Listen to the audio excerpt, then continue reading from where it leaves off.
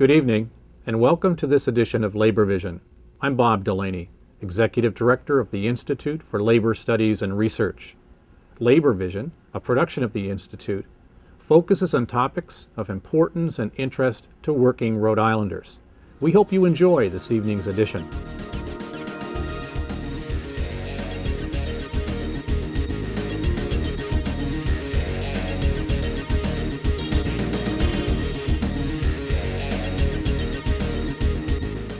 We're here tonight to honor someone who has been very special in my life, because if it weren't for her, I don't think I would have been elected mayor of the city of Providence. And if it weren't for teachers, I don't think I would have been elected mayor of the city of Providence.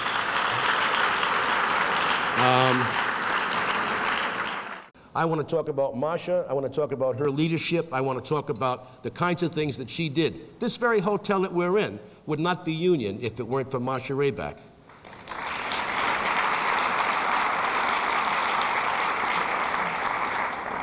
Marcia, as you know, this hotel was closing. It was closed, and it closed right before the Bible Society moved out of town. That was the last business we had here back in the 70s. But anyway, we finally got the hotel to be renovated, purchased, and all that. And then it was the problem of staffing it, and the business community didn't want them to have a union. And Marcia led the fight for them to unionize this place, and she was with the teachers. And I'll never forget, she got me to agree, she just reminded me of the story, that we would go to binding arbitration, which is a nasty word to that, remember that lawyer they brought down from Boston, him and his daughter, remember? She was good looking too, but she wasn't on our side, right? But anyway, there was Local 217, I believe, they're still here, and then I'll never forget, Mike Metcalf from the Journal, and Bruce Sunland even, who was eventually become governor, they were part of the business conglomerate, and Marcia insisted that I go for the binding arbitration. They didn't want it, and I'll never forget, the head of the Journal walked in my office that day. He threw a piece of paper on my desk, and he said, "This is the worst anti-business statement I've ever seen in my life." Well, the hotel is still here.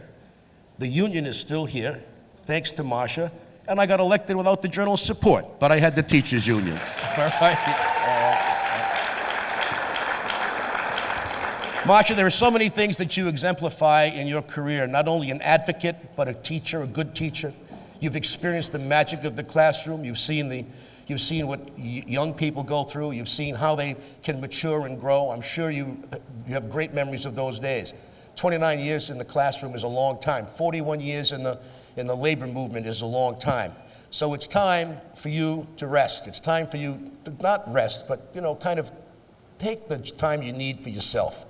Because I know the long hours that we spent, but you did it for 41 consecutive years.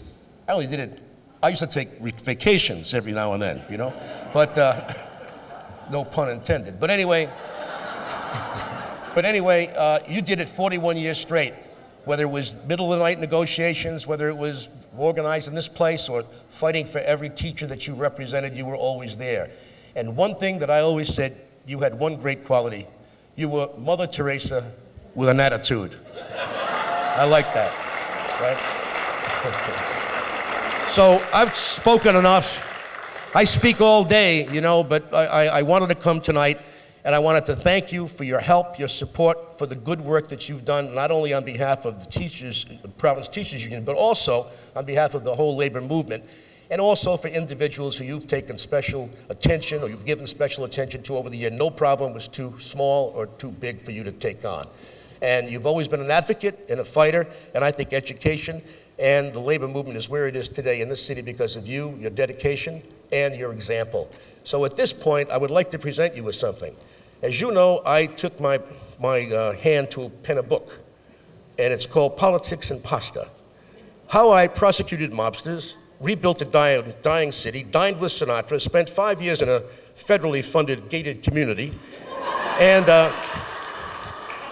and lived to tell the tale. So I want you to have, this book is not on the market yet. It will be March 15th, but I want you to take it and accept it from me, and I've inscribed it to you. And it's one of the first copies that's been out, and I want you to have it because we were so close over the years. It says, "To Marcia, even though the release date for this book has not arrived, I want you to have it. Hope you enjoy. It's been quite a journey for both of us. All the best. Thanks for your support, all your support, and all your friendship. Best wishes, Marcia.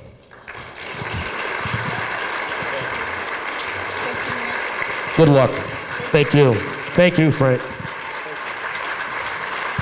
Thank you, buddy. I wish Mayor Taveras was in the room to hear you say that it was up to the teachers to get you elected, Mayor. At this time, I'd like to call on Larry Pirtle, the president of NEARI, to come up and say a few words.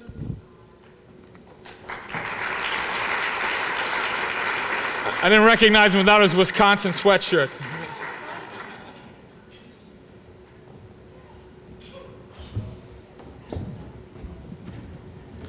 Thanks, Frank. I first met Marcia, I believe, in 1982 in an office with the Providence teachers, and I was a new local president at the time in Exeter, West Greenwich. I was 27. I believe Marcia was 28. And hard to believe that 29 years later, we spent a lot of those years working together, and certainly no one has been a greater influence or mentor on me than Marcia has. We used to do a class at Providence College, going to speak to a class at Providence College to teachers, students who were going to become teachers. And one day Marcia just said, you know, in Rhode Island, I'm the bulldog, Larry's like the golden retriever. And it wasn't, hopefully after the last couple of rallies, I've shown a little bulldog myself. But Marcia has been a bulldog, but bulldog for the right reasons. And her two favorite lines that I always heard were, my members, and it's best for kids. And in everything that Marcia has done in her nearly 40 years has been about her members and what's best for kids. And she has always known that those two go together.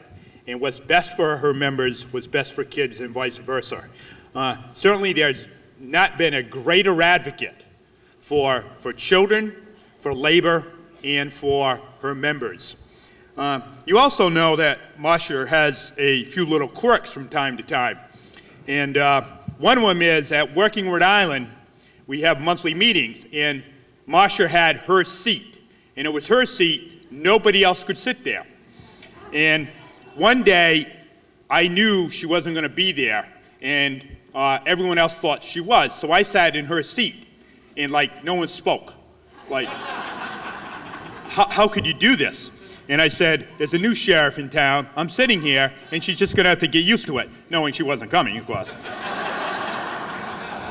Even Guy Default, and you know Guy, no shy wallflower himself, comes over and says, Larry, I don't think this is a really good idea, and puts a chair next to me and says, this is now Marcia's seat.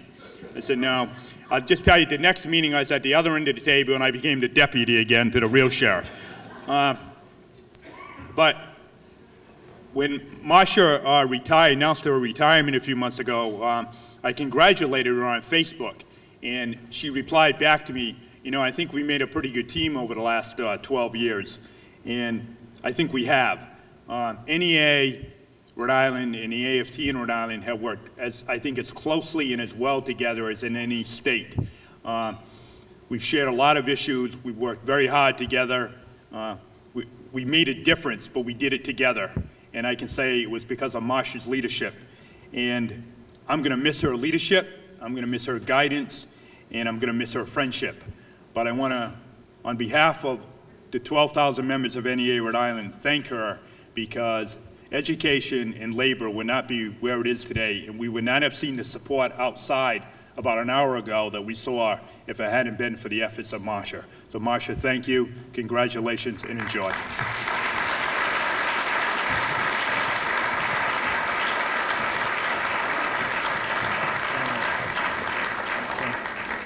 Thank you, Larry.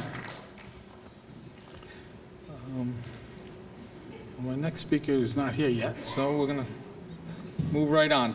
I'd like to call on Stan Israel, the retired president of SEIU 1199, and also a recent retiree.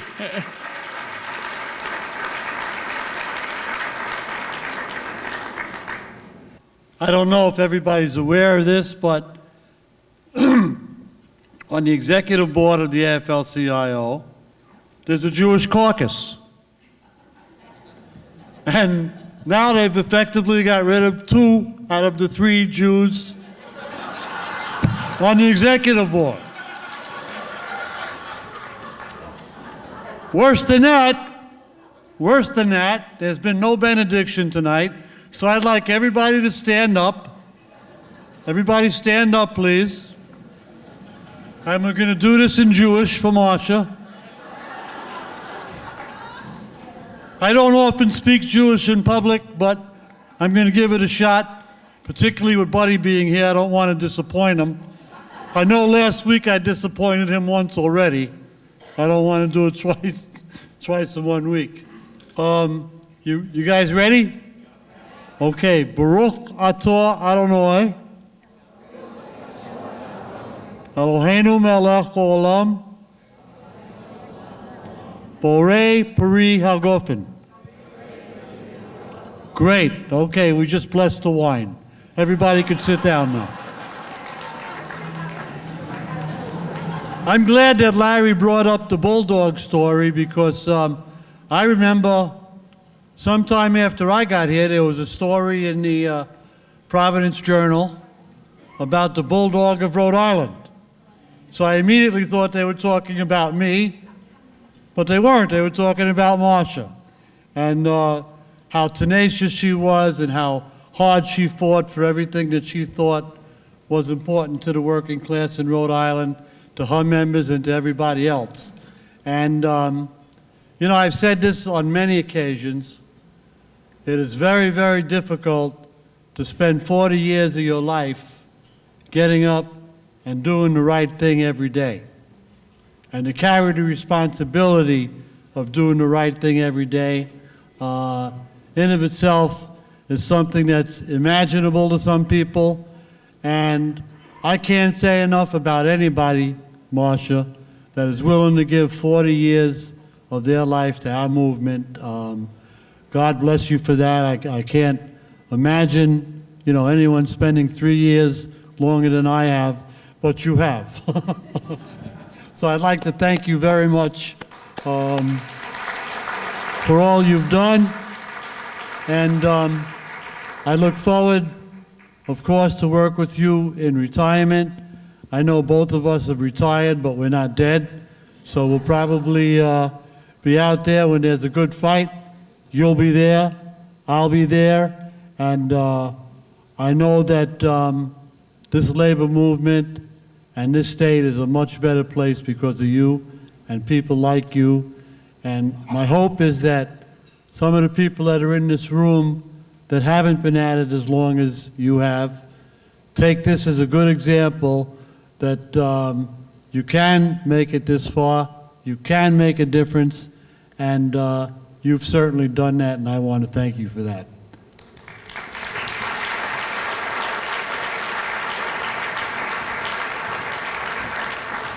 Stanley, I want to thank you for those great words, and while we're at it, I think we need to give you a great round of applause for all of your dedicated service.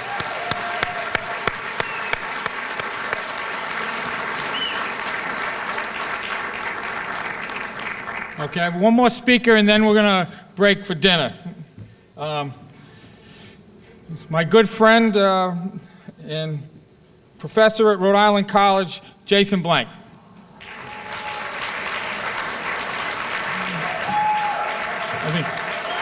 And coincidentally, he's the other third of the Jewish caucus, so we've got them all covered tonight. Marcia, I thought that I should say these things, but I realized that in this group, I couldn't say this one. As a matter of fact, I can't say these either.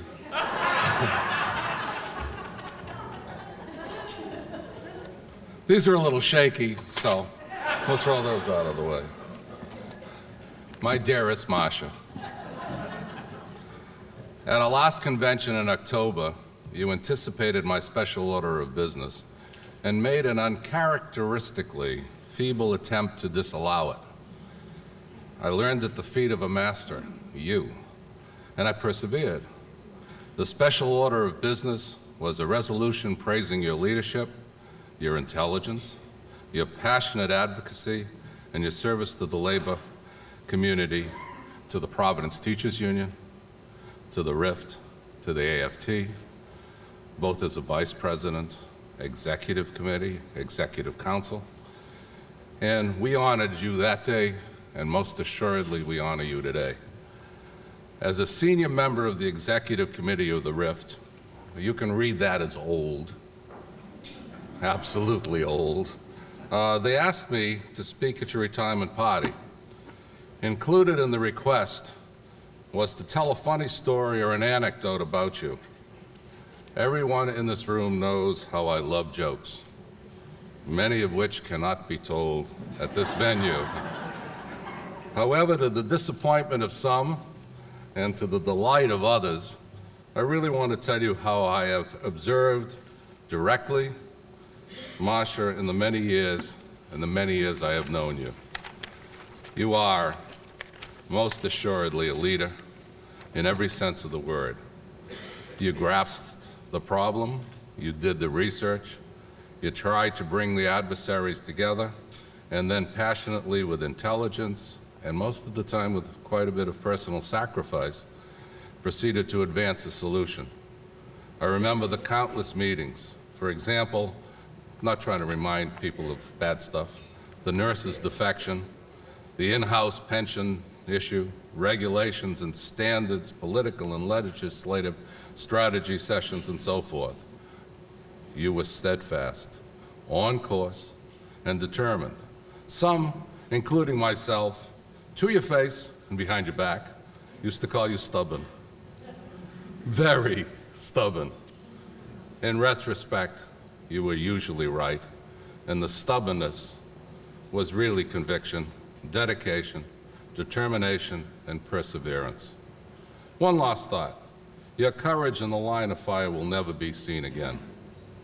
You are so brave that you went down to Central Falls and sang Solidarity Forever in the Gallo Gist language.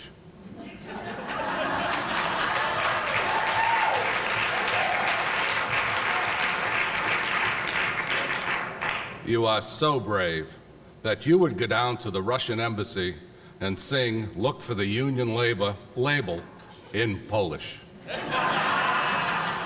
Marcia, we admire you. Marcia, we love you. Thank you.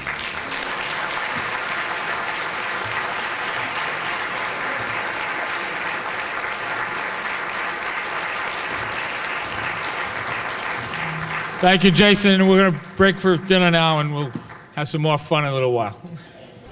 Our next speaker, the public relations media consulting guru of Rhode Island, Mr. Guy Dufault, among other things.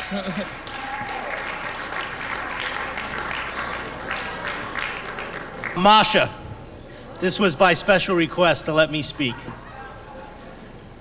I've known Marcia for 30 years, worked with her for 18 years. That unto itself should get me some kind of an award, for sure. But I felt she's been like a mentor or bigger sister to me. And over the years, I've been known to draft a ghost editorial or two for people, and I would always send it to Marcia. She should get an extra year of pension credit for the amount of red ink that she sent back for every single one of my documents. And the 200 documents or so that I've sent to her over the years, I always wanted the gotcha moment where she never would make one change. It never happened, and you retired on me. And she retired. Or my other ones, when we would have these great, important labor meetings about politics. And my job is to relay the polling data. And that's sensitive, because we would always meet about 10, 12 days out of the campaign, and we would have to make major decisions what we were going to do with labor and our support. Sometimes I would get great information. I could go in, everybody was happy, and keep the ball rolling, and we'd win. And then there were other times when the data I would get from the poll was not as good. And I would have to daintily move around the data because you didn't want to turn people off, but sometimes our candidate was not in as great a position as he should be. And I always could rely on Marcia to end the conversation because she would say, "Guy, cut the bullshit, our guy's gonna lose, right?" Okay, Marsh, that ended that meeting, and so much for daintiness about the numbers. And then we'd also have, and I can say this now that Marsh is gone, because you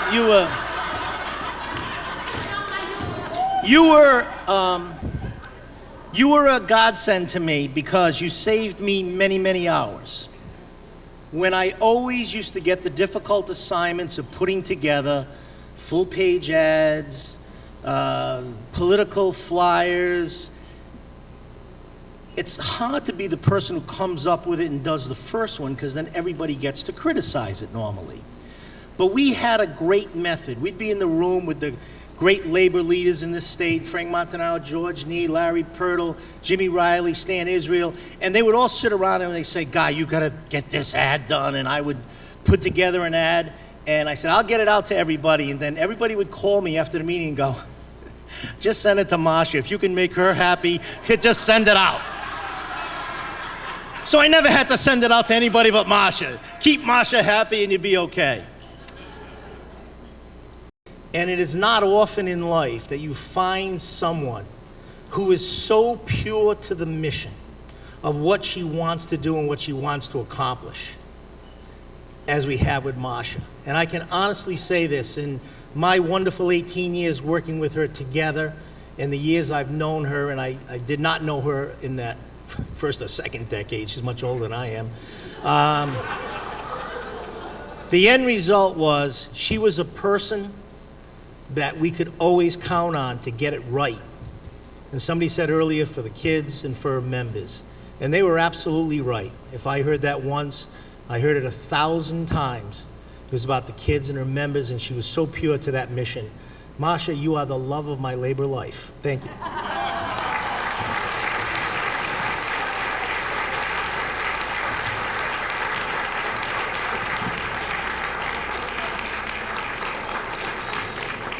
At this time, I'd like to call on Jim Hedemark from the Jumpstart Coalition.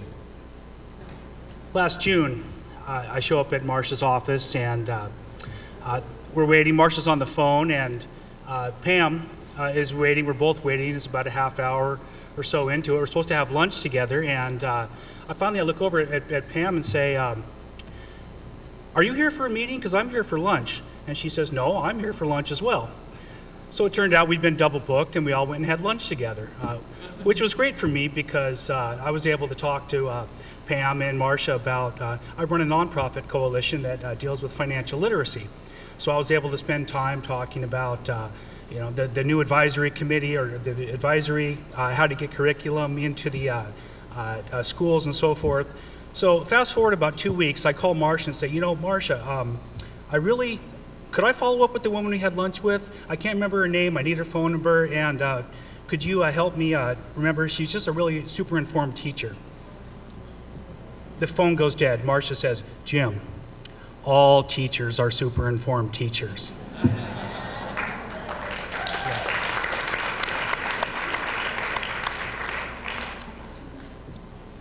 About a month ago, Marcia and I are having lunch. A couple folks were over at a table. They're kind of pointing and looking, and someone got up the courage to finally come over after a while and said, "Excuse me, I don't mean to interrupt, but didn't you used to be Marcia Reback?"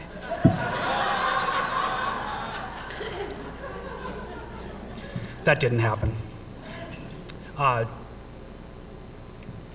The commitment you've had to your job and the commitment to our board, the Jumpstart Coalition, on behalf of Claudia and Charlie and everyone, and especially the teachers and the children that we all work for, thank you so much. I remember calling you. We had had a conference. Brought my Providence Journal along, and I called you on a Saturday morning. I was really excited because a reporter from the Journal had come, and we would work so hard on this conference, this teacher conference, and I got up on Saturday morning, and there it was, the story in the paper, and if you could read this, it says, conference highlights need to teach financial literacy. So I call Marcia Reback and say, did you read the paper? Yes, I'm so proud of you, Jim. You did such a good job. I'm so happy for Jumpstart. I'm so happy for the exposure. You really, really did a great job. Okay, and? Well, no, you just did a great job. I'm glad we're getting the exposure we've all worked for, that your due has come to pass. And okay, Marcia. Well, anyway, I'm going to the store to buy a few more copies. Would you like any? Well, 3 would be nice. Well, we had the whole conversation, and I'll show you now the rest of the paper.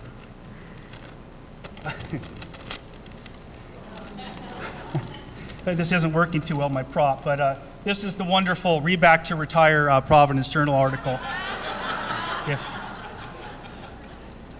So down here being outshined is the article about the nonprofit, and of course, so Marcia, we're always, if you're up here, we're happy to be below the fold.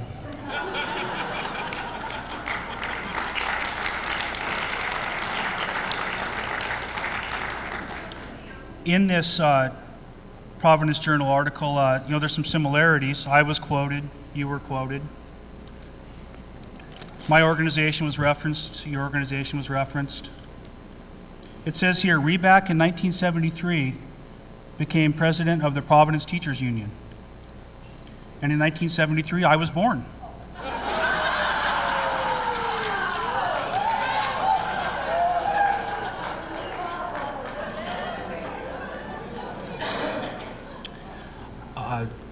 All teachers are informed teachers, and that's because of you in large part. So thank you, thank you, thank you, Marcia, Marcia, Marcia.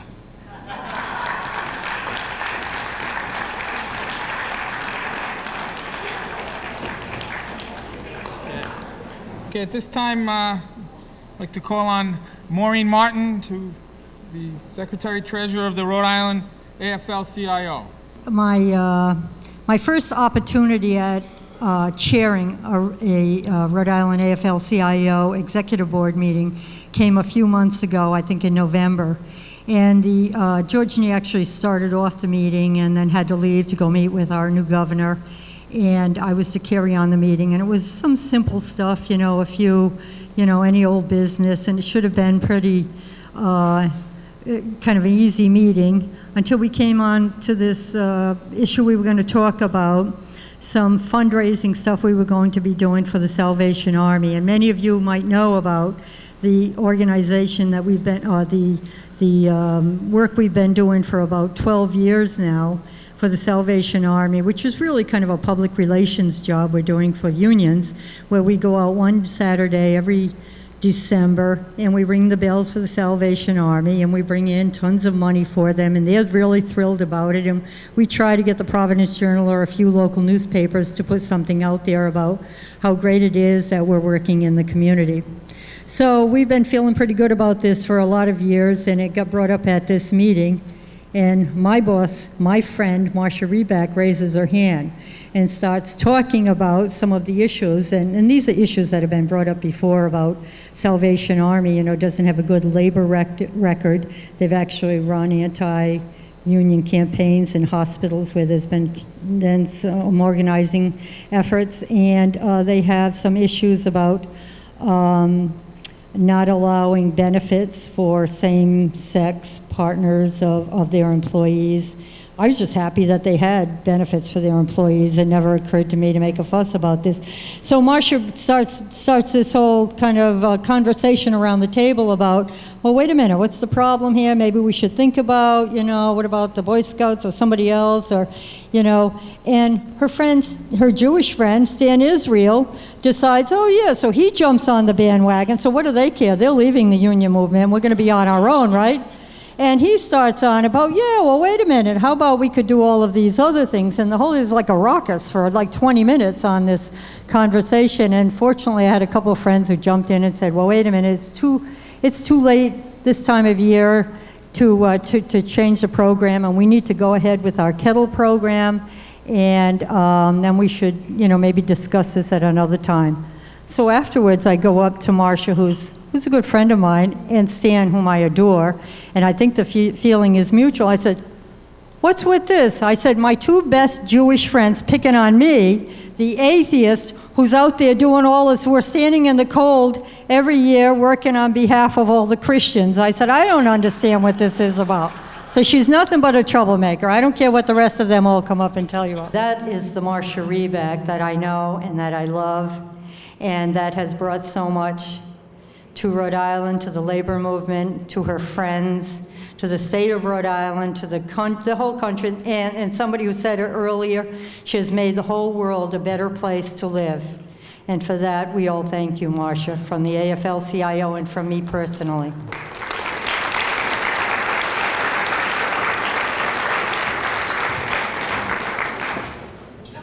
This time, I'd like to ask Marcia Berger, a longtime Providence teacher, AFT Director of Professional Issues, and friend of Marcia's. Marcia was an ed reform advocate before being an ed reform advocate was in. As a matter of fact, my involvement with Marcia, close personal friend for almost 40 years now. I don't understand how that happened. But we started out together. Marcia was president. I had just come on the executive board. And those of you who were Providence teachers way back in those wonderful days will remember how we worked together to get rid of a terrible program that Charlie Bernardo had put in place that we thought was injurious to students. And we fought against that program being implemented. So those of you who remember Nepa Croft, does that name sound familiar to some? That was Marcia's and my start with ed reform movement, and Marcia recognized at that point that if you were going to be an advocate of teachers, you had to be an advocate for students, because the learning conditions for students are the teaching conditions for the members of her union. And the sense of needing to be a voice for students was very important. So before 83 and A Nation at Risk and everything that's happened since, Marcia Reback started the ed reform movement in the United States right here in Providence, Rhode Island. Then there are many other stories I could tell. I just want to say, in closing, that I feel that my life has been blessed because I was able to learn at the feet of the master, and I think somebody else used that term tonight too, but it is just as true as far as I am concerned. I feel that you have been a mentor, a confidant, a professional colleague, but most of all a personal friend for almost 40 years, and I wish you nothing but the best. I think that you will never know, because you're too humble, you will never know how many lives you have affected with all that you have done. So, wonderful retirement, and we'll continue to go on trips together.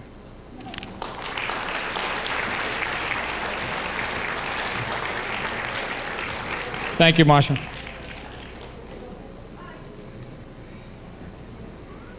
Okay, at this time, we'd like to call Tony Cortese, the AFT Secretary-Treasurer, to say a few words. Well, when I first heard the term Mother Teresa with attitude, and I heard it before tonight when the former mayor was here, I thought, that really is a good description for Marcia. Sorry, Marcia, but it really is.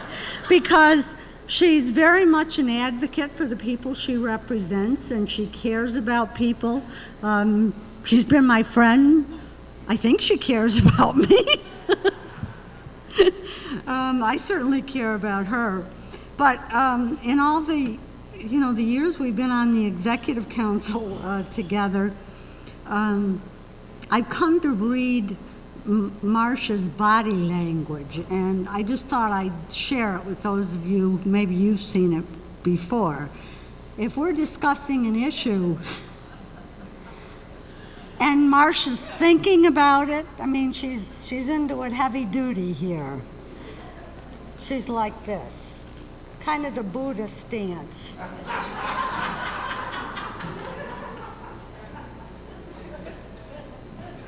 She's taking it all in. Then when you see her chair go back just a little, and her chin kind of goes down like this, you know she is not going to agree.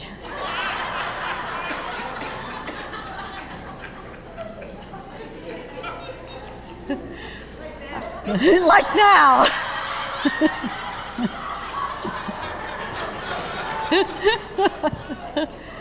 I guess Randy's seen her already in executive council meetings, figured it all out.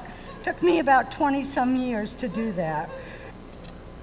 There's so much to say about Marcia as a leader, and I think most people have talked about that, but I want to say that I think she was one of the first balanced leaders in the country, and I don't mean mentally, that way. I'll leave that for somebody else to talk about, but in the sense that she could be a staunch fighter for the rights of teachers and financing for schools and just cause for dismissals. And on the other side, I think we really got to know each other on this side, be very understanding of what it takes to make kids learn how to read, which became an important thing to you. And also, I remember special education as we were going around about IEPs and what teachers' responsibilities were, but what our responsibility was to our children and to our students in the classroom. Through the years, we've had a lot of talks together, and she's been a great friend to me, and I hope that I can always reciprocate and do that. And I just wanted to finish by saying, John Quincy Adams said, if you're a true leader, you inspire others to dream more, learn more, do more, and become more. That's what makes you a leader. And truly, Marcia, that is what has made you a great union leader all these years, and certainly a good friend of mine. Thank you.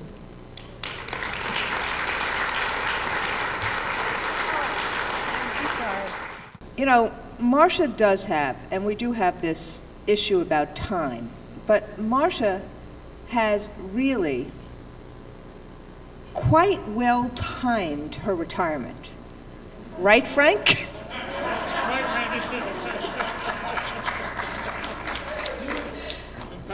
It's been quite a year. And the reason I say that is I think I've actually spent more time with Frank and Colleen than probably with anybody in my life, including my partner.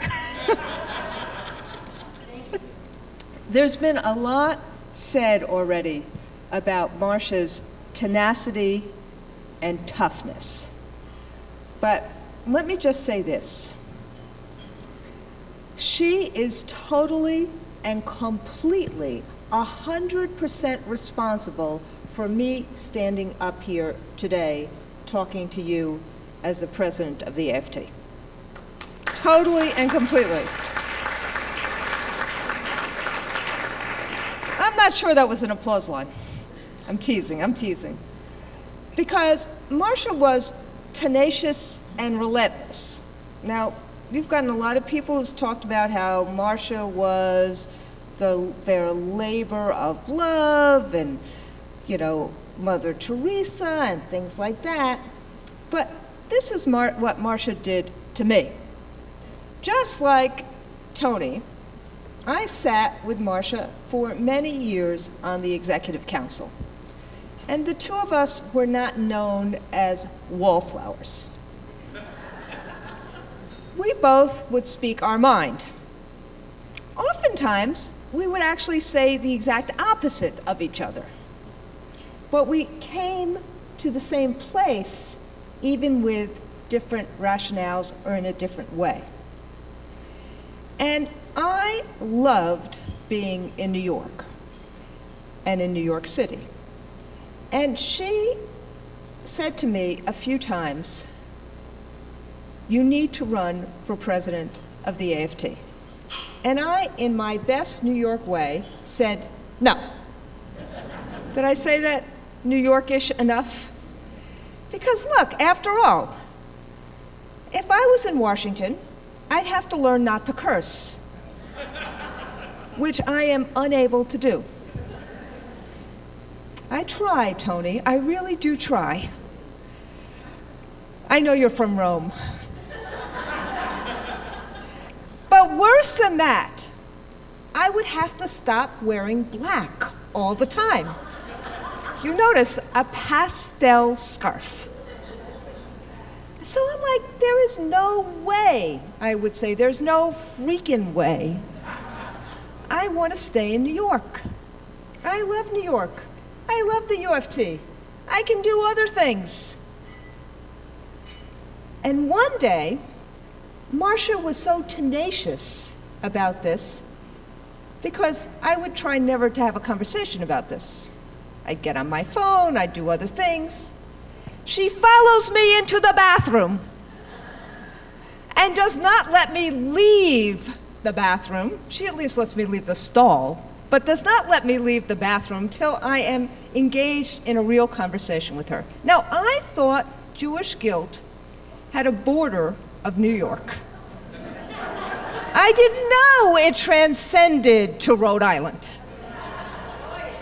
Oh yeah, big time. And this is what Marcia said, in words to this effect. She said to me, "If you really believe in this movement, you have an obligation. You have an obligation to go beyond your comfort zone. You have an obligation to do what all of us in this room do, what all of you said about Marcia as a leader here. And if you really believe in this, that's your obligation." And I said, "I don't think I'm up to it." She said, "You're up to it." I said, "If I do it, will you support me?" Even with the looking down like this, you notice she's not like this right now. She said, "As long as you let me be who I am, and as long as you are always open and honest and willing to hear what everybody has to say." No truer words were spoken to me. And I am incredibly grateful for the last few years of having her on our executive committee and our executive council. These have been really tough years for the labor movement. They've been really tough years for teachers. I'd argue they're really tough years for kids. But you have been blessed in Rhode Island, and we at the AFT have been blessed by having incredible leadership from Rhode Island at the AFT. Leadership like Ed, leadership like Marcia. People who, and Tony said this, who are able to both speak their mind, speak her mind, in a way that is incredibly good for kids and fair to teachers, and in a way that understands what's going on in this state and this nation and is able to navigate it beautifully. We will really miss you. We'll miss your tenaciousness, your toughness, your love, your caring, your making sure that none of us could ever bullshit our way out of a situation. Thank you for everything. On behalf of our, I can now say this, on behalf of our 1.5 million members, on behalf of, seriously, every single teacher in this nation, every single kid who can now read because of the things that you have advocated for, every single kid who has pre-K, as Senator Reid said, on behalf of everyone you have touched and all of your advocacy, thank you, Marcia Reback.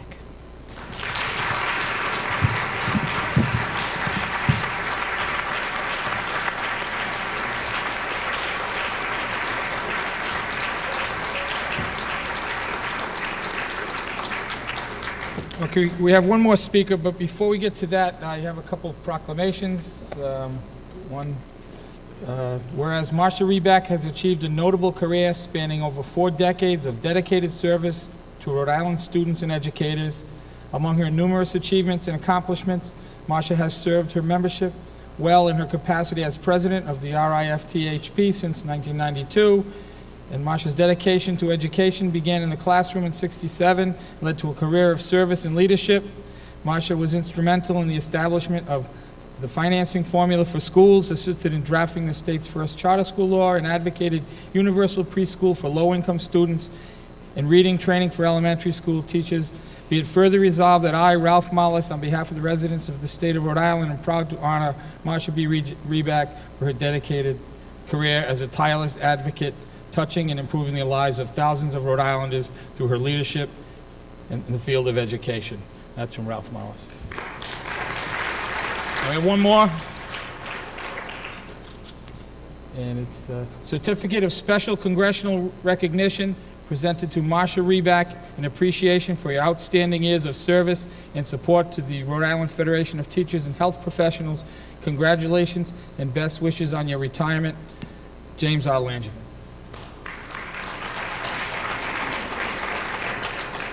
Okay, our last speaker of the night, I'd like to call up Colleen Callahan, the RIFTHP Director of Educational Issues. Well, that's pretty good, the last speaker of the night. Yeah, okay, except for you, I guess. You know, Marcia, it's really wonderful that we're doing this trip down memory lane. I don't know how many of the rest of you, and I've seen a lot of you on that screen tonight, have also had a trip down memory lane. I hope that they have helped you to think a little bit about not only all the lives you've touched, but all of the connections that you've made, represented by the folks who are on that screen, and so many of them are here tonight. That's just such a testament to how strong the bond is between you and the people in this room and outside this room. And I couldn't help but be struck by that as I was looking at those pictures, in addition to that diet thing, but we'll get to that tomorrow. Frank told you that I'm the Director of Professional Issues at the Rhode Island Federation of Teachers and Health Professionals, and it's really funny. I think, Randy, you talked a little bit about the folks here in Rhode Island and the folks at AFT, and I ended up in my position because Marcia Berger decided to go to the AFT, and Ed McElroy decided that many of the things he used to ask me to do were, you know, just do this one little thing and I'll be there to support you. And so he hired me at the Rhode Island Federation of Teachers and Health Professionals, and then he left. And Marcia Reback became the president of the RAFT, and she and I think, have worked pretty darn closely and formed a wonderful professional and personal relationship over that time. But let me tell you something. We have had our experiences in playing good cop and bad cop over the years. And I'm going to let you figure out who the bad cop might have been. In fact, Marcia is known to have said that, you know, Colleen, you're just so much more diplomatic than I am. Or, well, Colleen said something to the commissioner in a much more diplomatic way than I would have said. And of course, I never really thought that was a compliment, Marcia. However, a couple of months ago, Marcia and I were on a plane, and we were headed to D.C. for one of the million meetings that she and I would attend together. But we were on the brink of announcing something pretty big in Rhode Island. It has something to do with that Innovation Fund. And there was going to be a press release the next day about an emerging partnership with another education entity in the state. And we were going to get the press release to review. We're sitting on the plane, they're about to close the doors, I've got the iPhone, and I get the press release. I read the press release. It is not at all what we think it should be. It's much more about a marriage than what we thought was an announcement about the Rhode Island Federation of Teachers getting this grant from a foundation who had never given a grant to a union before. I am not happy. Marcia is sitting in front of me. I have about 2 minutes. I've read the thing. I have my iPhone. Mark, I am typing fast and furiously with the one finger. All of the things that I'm not happy about in this press release, and that they need to change it. And if they can't change it, then we are going to stop the presses. I hit send. The doors close, the flight attendant glares at me for the last time, and I feel pretty good because the press release, my reaction to the press release went out. We land. I show Marcia what I have written. Marcia reads it, and she says, "This is really good, Colleen. You sounded just like me."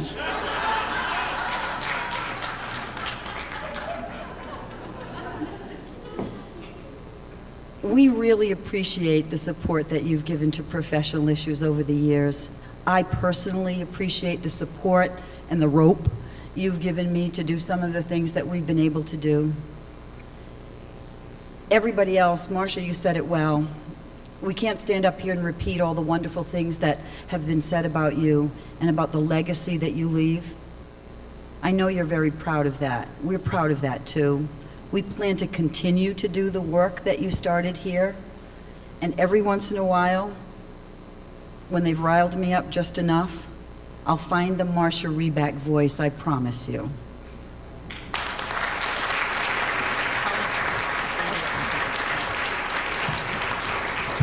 Okay. I just want to say, when Eddie McElroy said he'll be there to support you, it usually meant when you were done doing the work, he was going to buy you a drink. So, I just want to take a minute to recognize the people that really did the work to organize this tonight. Ken Fontaine, Charlene Christie, and Colleen Callahan.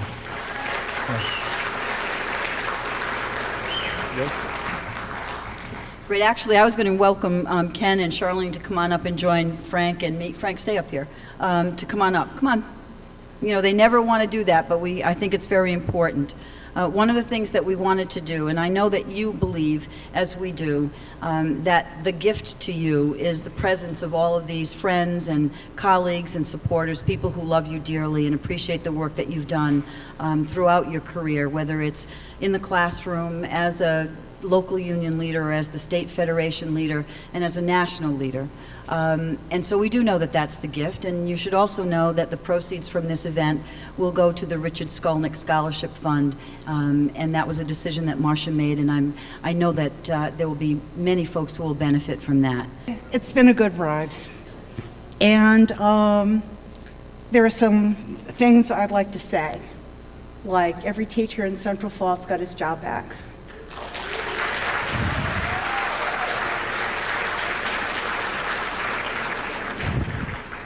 And Doug Glubinski.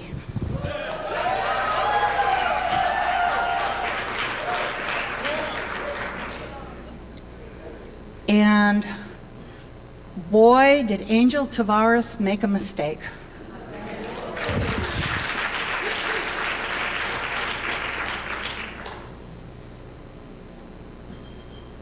And it was Deborah Gist who created the policy frame and the environment in the state of Rhode Island that has made it open season on teachers in the state. And thank God we have Link Chafee.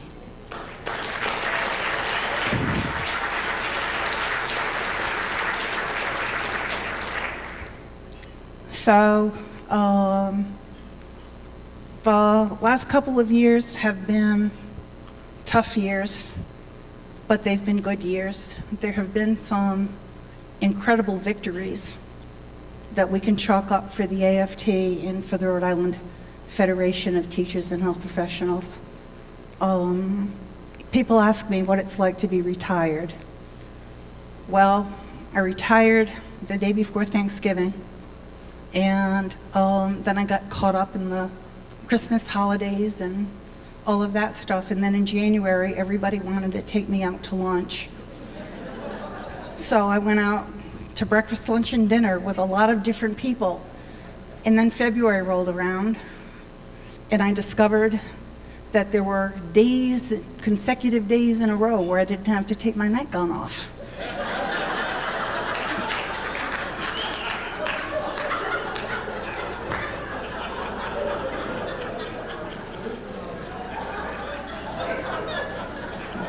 I've had to refresh my remote control.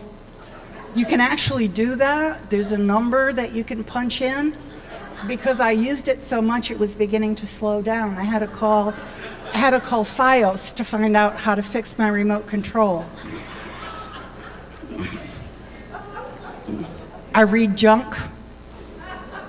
I have boxes full of junk books in my house. If anybody has junk books they want to loan me, I do return. I am bored. And I don't know what it is I'm going to do. Ed McElroy told me to take 6 months. And I've taken the first 3 to figure out what I'm going to do. I've run out of people to have lunch with. I've had some people offer me jobs, none of which interested me. I'm hoping that by the time my 6 months is up, that all of the jobs haven't dried up, because I know I have to do something. I wish I had been able to be across the street for the rally. I had to be here. I wish I had been able to be over there. This is not Wisconsin. This is not Ohio. This is not Indiana. We never will be.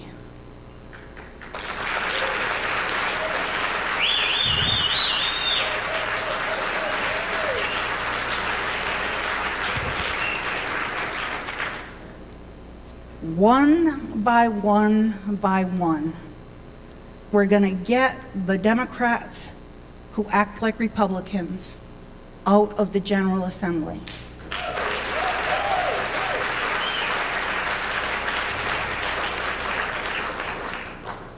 And so one thing's for sure, you're going to be seeing a lot of me every 2 years, doing whatever it is I can do. Marianne Shellcross-Smith, David Caprio,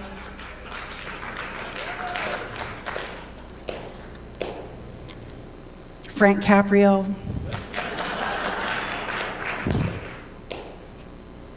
I want to thank all of you for being here. I want to thank my family for coming in from out of state. I want to thank Tony and Randy. Thank you for joining us for this evening's edition of Labor Vision. We appreciate your input and encourage your comments. Labor Vision can be seen 3 times each week here on Channel 14. Join us on Tuesdays at 7 p.m., Thursdays at 8 p.m., and Saturdays at 5 p.m.